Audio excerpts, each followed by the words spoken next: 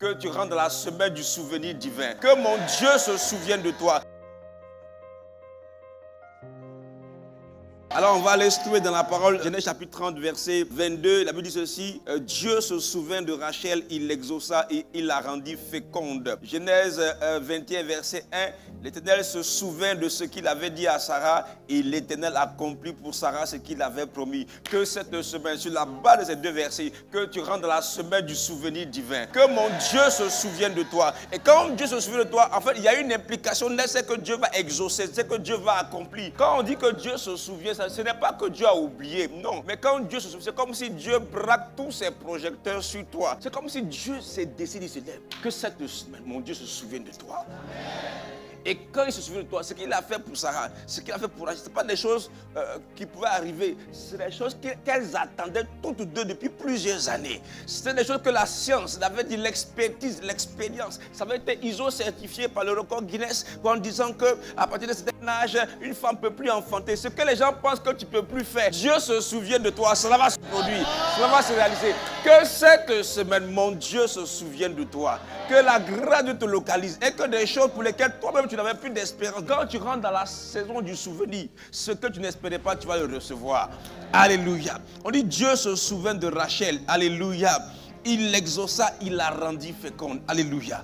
Que mon Dieu se souvienne de toi. Qu'il t'exauce et qu'il te rende fécond. Qu'il te rende féconde. Alléluia. Fécondité sur le plan spirituel. Fécondité matérielle et financière. Fécondité sur le plan du professionnel. Fécondité sur le plan du mariage.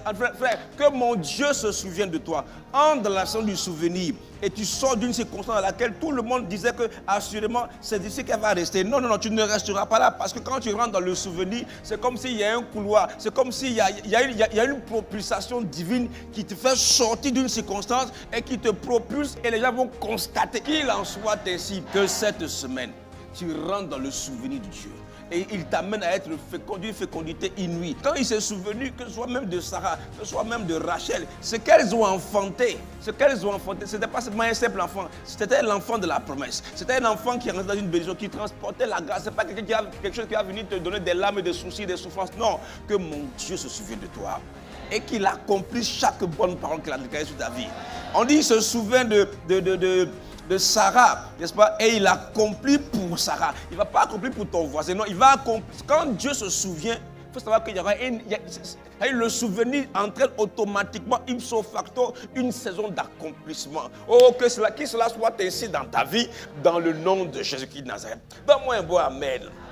Yes, que mon Dieu se souvienne de toi et qu'il accomplisse ce qu'il t'avait promis. Pas ce que les hommes avaient promis, ce que Dieu t'a promis, ce que sa bouche a dit, sa main a la puissance pour l'accomplir.